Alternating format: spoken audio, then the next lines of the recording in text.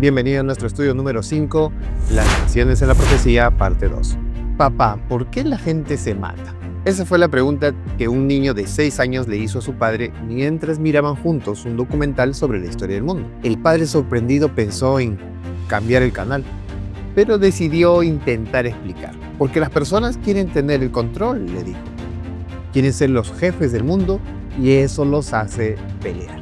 ¿Y por qué Dios no hace algo?, respondió el niño con ojos llenos de lágrimas. Dios ya lo hizo, dijo el padre, pero no quisimos escucharlo.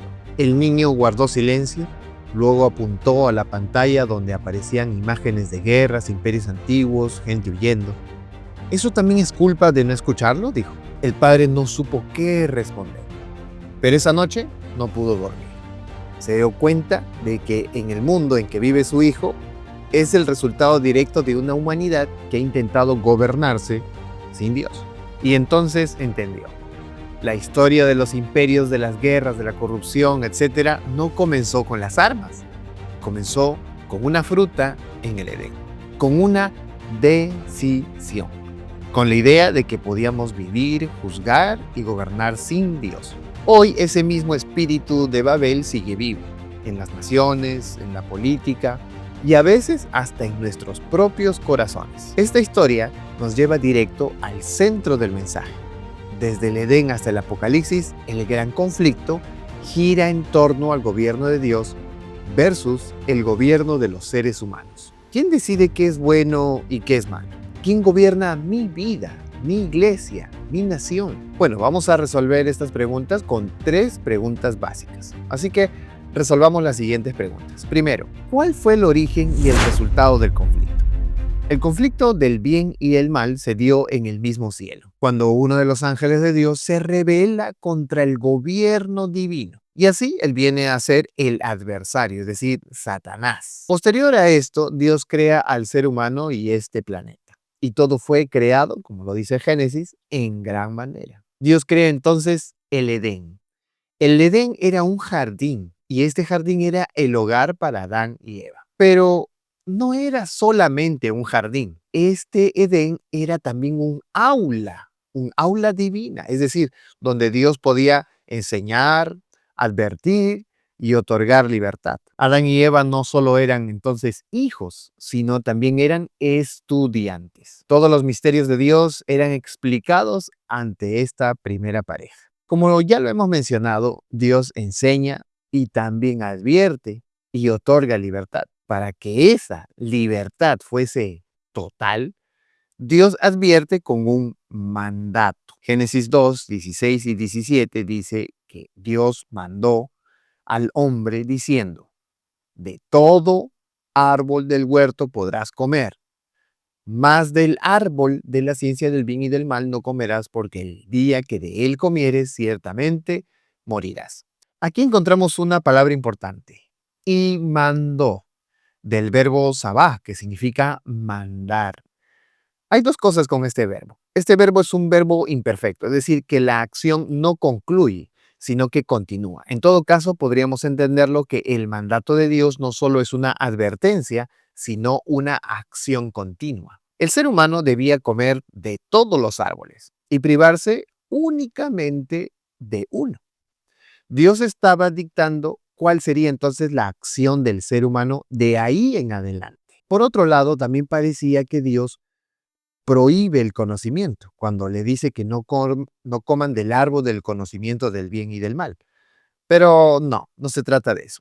Ellos tenían entonces un mandamiento, una declaración que debían de comer. Algunos piensan que Dios les mandó directamente una prohibición, que no coman del árbol. Pero recordemos el texto, que primero Dios da su gracia, es decir, primero Dios le dice que ellos deben de comer de todos los árboles del huerto. Es decir, la gracia de Dios era amplia y generosa.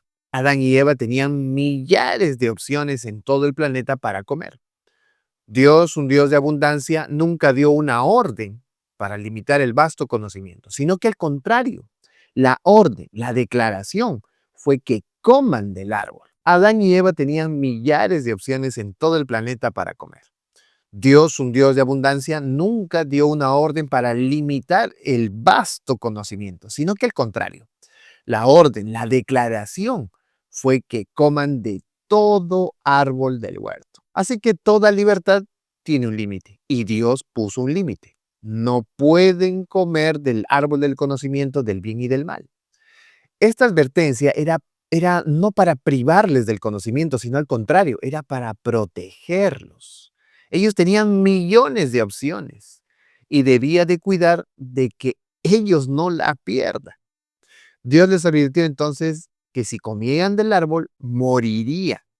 Así que era necesario que este mandato se cumpliese para su propio bien, para su propia existencia. Aunque los mandatos de Dios a veces nos parecen duros e incómodos, recordemos que todos los mandatos de Dios contienen un millón de opciones de gracia y una advertencia, cuya advertencia es solo para proteger esa gracia. La advertencia entonces cuida de no perder aquello que se nos está dando. No hacer caso a la advertencia podría abrir puertas para perderlo todo. Y como ya conocemos la historia, Adán y Eva fueron tentados, es decir, que fueron engañados. Y el engaño tenía un propósito. El propósito del enemigo era separarnos de Dios. El desobedecer la advertencia hizo posible que se pierda todo lo demás. Y es que la desobediencia es un acto de independencia. Es como si Eva dijera, quiero decidir por mí mismo lo que está bien y lo que está mal. Obviamente Adán y Eva, y sobre todo Eva, debieron depender de su creador. Debieron ir a él apenas estaba sucediendo la tentación. Pero ella tomó una decisión. La decisión fue creerle, depositar su confianza en su engañador. Y así ella puso su confianza en aquel que nunca antes había visto y que no era su creador. Y Eva sintió que podía dirigirse sola, ser independiente, tomar decisiones sola, pensar sola. Y esta tentación de la individualidad por sobre Adán y por sobre Dios la llevó a ser un agente de Satanás.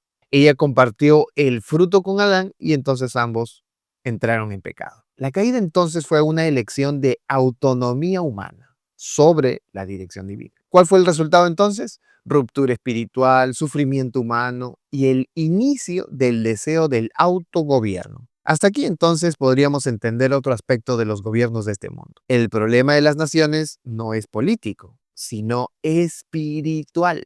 Comienza en el corazón del ser humano que quiere gobernarse sin Dios. Entremos entonces a la siguiente pregunta. ¿Qué demuestra el fracaso de los gobiernos? El libro de Daniel es un libro que tiene historia y profecía. Está escrito en hebreo y un poco en arameo. Específicamente el capítulo 2, verso 4, hasta el capítulo 7, versículo 28. Esta sección de Daniel se refiere a la profecía que fue dada a través de un sueño en Nabucodonosor y otros relatos históricos concernientes a Daniel, sus amigos frente a Babilonia y el reino de los medos y persas. El hebreo era la lengua de los judíos y desde el capítulo 8 en adelante sigue escrito en hebreo. Pero la pequeña sección de arameo contiene solo la profecía de la estatua de las naciones del capítulo 2. Además, recordemos que el arameo era la lengua diplomática y administrativa del imperio babilónico y persa. Así podemos entender que todo lo arameo está en referencia a los poderes mundiales, dirigido a naciones extranjeras, mientras lo que está escrito en hebreo se enfoca más a lo espiritual y profético para el pueblo de Dios. La profecía del capítulo 2 de Daniel nos narra la cronología de las naciones hasta el fin. Cada reino es representado por un metal. La cabeza de oro representa a Babilonia. El pecho de plata representa a los medos y persas. El vientre de bronce representa a los griegos. Las piernas de hierro representan a Roma. ¿Y qué de los pies? Son una continuación de las piernas de hierro, porque sigue existiendo el hierro. Solo que se le une el barro, que es una simbología profética. El barro es un símbolo de la religión, aunque también debemos tener en cuenta la devaluación progresiva de los metales, desde el oro hasta el hierro, incluso busca unirse con la arcilla, un elemento que no es un metal, pero la idea es tratar de subsistir. El ser humano piensa que ha progresado en el tiempo, pero Dios en este capítulo nos muestra que es al contrario. Va progresando, pero a su final. Hay una devaluación de los metales, que termina en fracaso, el fracaso de los reinos humanos, por un reino diferente, eterno, celestial y divino. En el capítulo 7 de Daniel, que aún está escrito en arameo, vemos una relación con la profecía de la estatua del capítulo 2. Se repiten los mismos reinos. El león alado, que representa a Babilonia, un oso cojo, que representa a los medos y persas, un leopardo también con alas, que representa a Grecia, una bestia espantosa y terrible, con 10 cuernos, que representa a Roma, y luego una Roma dividida en 10 reinos, por los cuernos, ¿verdad?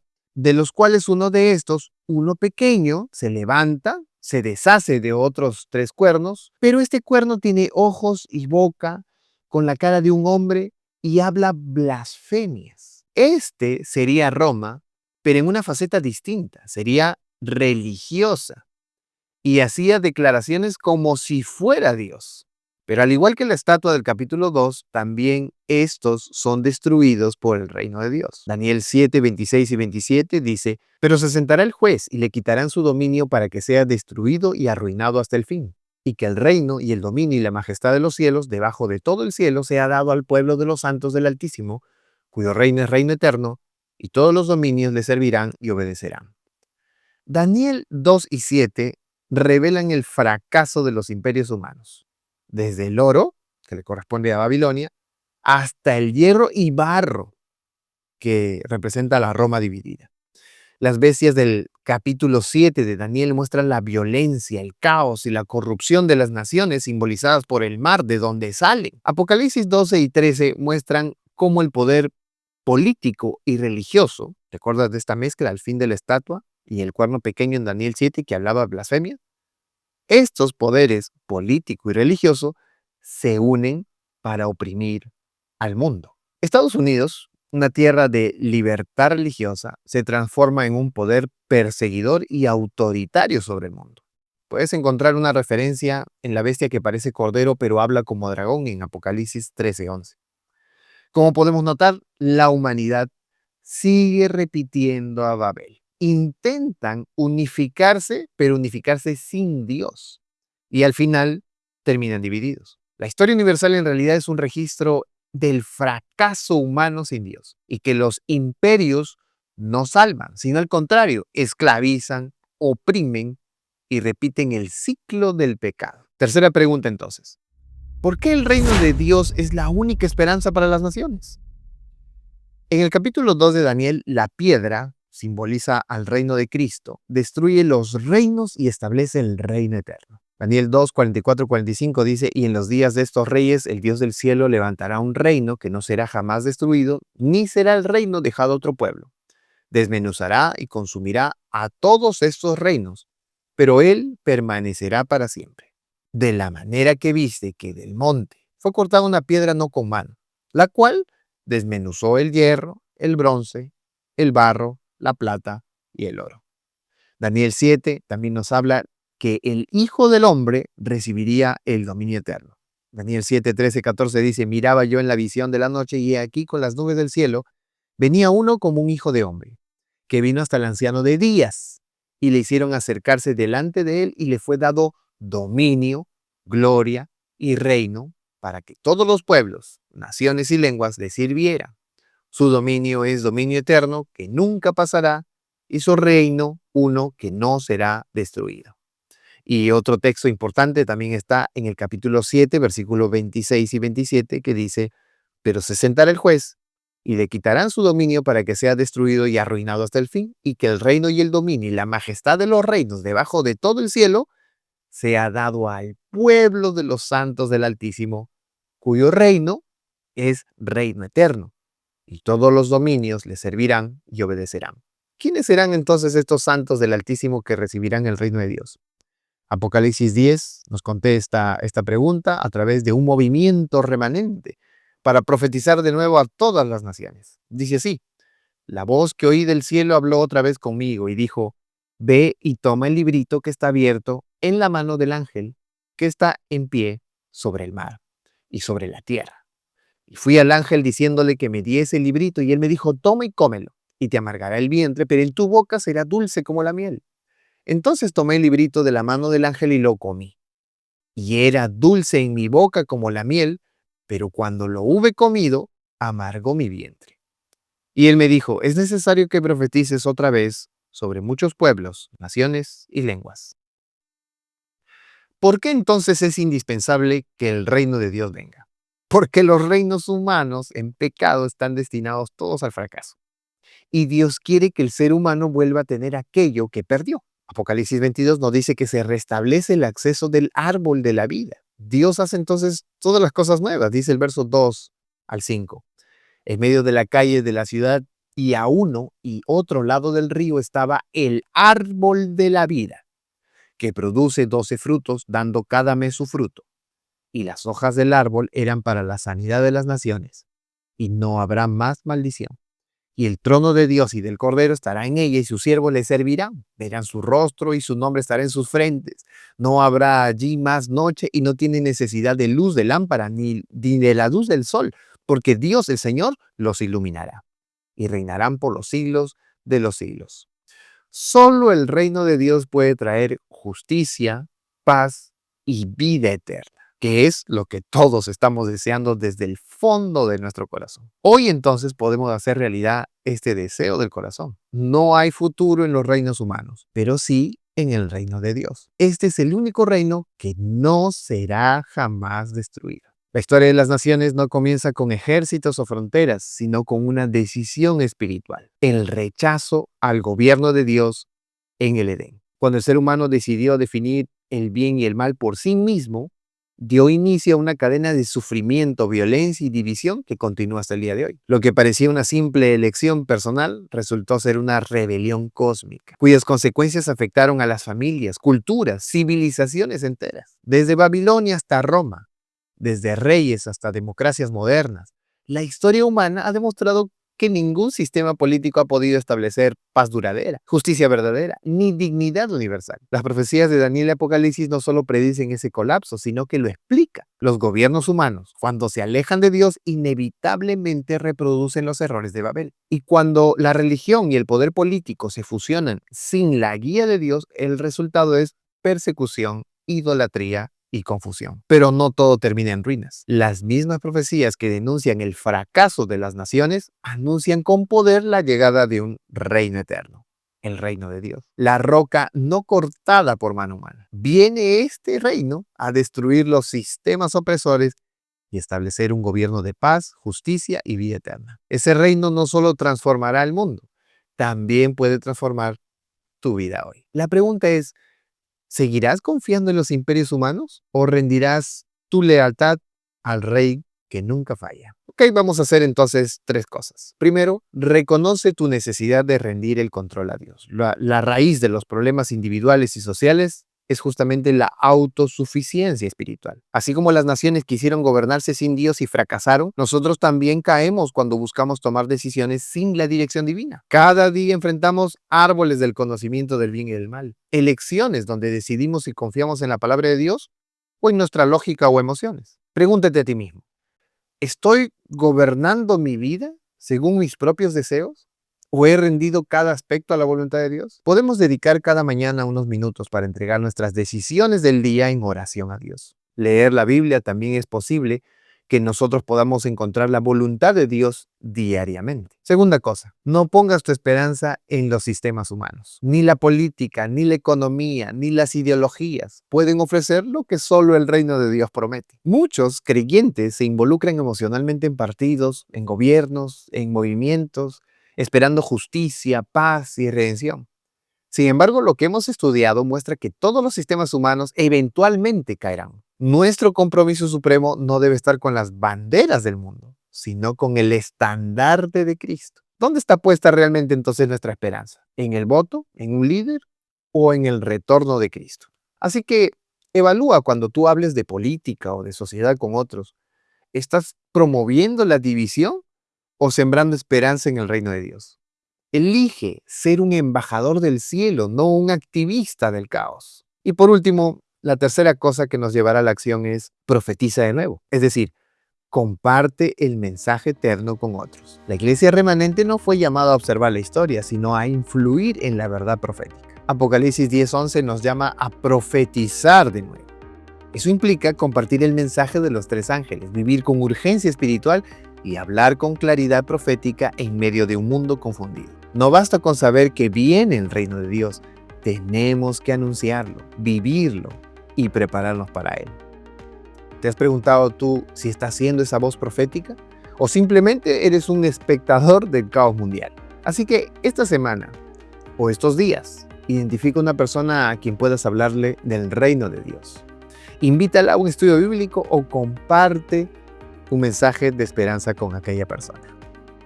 Que Dios te bendiga en estas acciones y si tienes alguna pregunta, hazla aquí en los comentarios. Comparte con tus amigos y conocidos y suscríbete para seguir estudiando juntos. Nos vemos en el siguiente video.